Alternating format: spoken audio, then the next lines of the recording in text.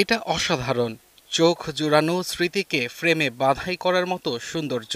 মেঘ ছোঁয়া পাহাড় থেকে যেন এক লেক বেরিয়ে এসেছে।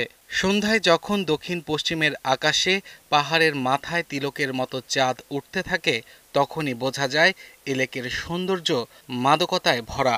মুঘল সম্রাট জাহাঙ্গীরের শাসনামলে তৈরিকৃত বাগান শালিমার উদ্যান, নিশাত উদ্যান থেকে এবং রঙিন শিকারায় ভ্রমণের সময় লেকের নান্দনিক দৃশ্য দেখা যায়। শীতকালে তাপমাত্রা মাঝে মাঝে -11 ডিগ্রি সেলসিয়াস পর্যন্ত নেমে যায়, ফলে লেকে বরফ জমে। লেকটি 18 বর্গ কিলোমিটার অঞ্চল জুড়ে বিস্তৃত, যা 21.1 বর্গ কিলোমিটারের একটি প্রাকৃতিক জলাভূমির অংশ। পদ্ম ফুলের ভাসমান বাগান সহ এটি 21.2 বর্গ কিলোমিটার। লেকটি শঙ্করাচার্য পাহাড়ের পাদদেশে জাবরওয়ান পর্বত উপত্যকায় 316 বর্গ কিলোমিটার জুড়ে একটি জলাভূমির মধ্যে অবস্থিত, যা 3 দিকে ঘিরে রয়েছে। লেকটি নিষ্কাশনকারী প্রধান অববাহিকা বাঁধসহ 5টি অন্তঃসংযুক্ত একটি জটিল অববাহিকা: নেহেরু উদ্যান অববাহিকা, নিশাত অববাহিকা, হাজরাতবাল অববাহিকা, নিগেন অববাহিকা এবং বারাবি নাম্বার অববাহিকা। প্রাণীগুলো 5টি অববাহিকায় সংযুক্ত পরিবহন সরবরাহ করে। চাঁদের নিচের পাহাড়গুলোর নামও বেশ।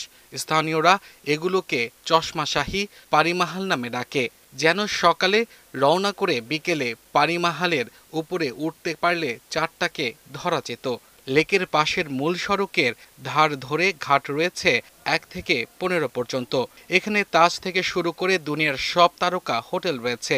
মিশন কাশ্মীর ছবির জন্য এই লেক খ্যাত। পুরো পদ্মা ফুলে ভেসে থাকা এই লেকের পূর্বাংশ দেখতে দেশ বিদেশের ছুটে আসেন পর্যটকরা। লেকের উত্তর দিকে হাউস বোটগুলোর অবস্থান, একটার গায়ে আরেকটা লেগে আছে। যারা নৌকা থেকে এই লেক আর পাহাড়কে উপভোগ করতে চায়, তারা এসব হাউস বোটে রাত কাটান।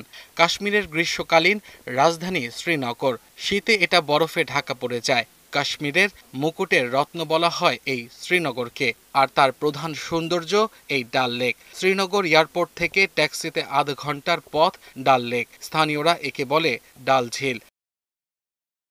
শীতে পুরো লেক গভীর বরফ হয়ে যায়। এর ওপর দিয়ে হেঁটে বেড়ায় মানুষ। এই শহরের অন্যতম ব্যবসায়িক স্থানও এই লেক।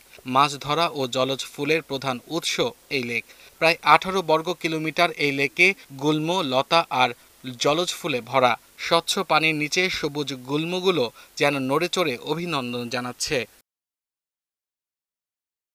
ডাল লেকের সম্পদের কোনো শেষ নেই। লক্ষ লক্ষ পর্যটক সে সম্পদ বাড়িয়ে তুলছে আরও বহুগুণ। তারপরও একটি কথা আছে, লেকটি কিন্তু দিনে দিনে দূষিত হয়ে পড়ছে। এজন্য লেকের অধিবাসীগণ যেমন চিন্তিত, তেমন সরকারও চিন্তিত। পর্যটনগণ তাদের ব্যবহৃত জিনিসপত্র লেকে ফেলছে, আবার আশপাশের এলাকা ও শত শত হাউসবোটের অপরিশোধিত পয়ঃনিষ্কাশন এই লেকের পানিতে পড়ছে। এছাড়াও কাপড় ধোয়ার জন্যও পানি দূষিত হচ্ছে। সরকারের পক্ষ থেকে বিভিন্ন যন্ত্রপাতি দিয়ে লেকের পানি পরিষ্কার রাখার যেমন চেষ্টা করা হচ্ছে, তেমন সাধারণ মানুষকেও সচেতন করা হচ্ছে লেকের পরিচ্ছন্নতার ব্যাপারে। তারপরও ডাল লেক আজও অনন্য। আজও শিকারা ভেসে যায় হাউস বোটে বসে, কোনো যুবক পূর্ণিমার চাঁদ দেখে। লেকের উত্তর পূর্ব কোনো একটা বাজার ভাসমান। এখানে নৌকায় করে দোকান থেকে দোকানে ঘুরতে হয়। হাউস বোট থেকে মূল সড়ক বা দোকানে যেতে হলে নৌকাই ভরসা। এটাকে কাশ্মীরের ভেনিস বললে ভুল হবে না।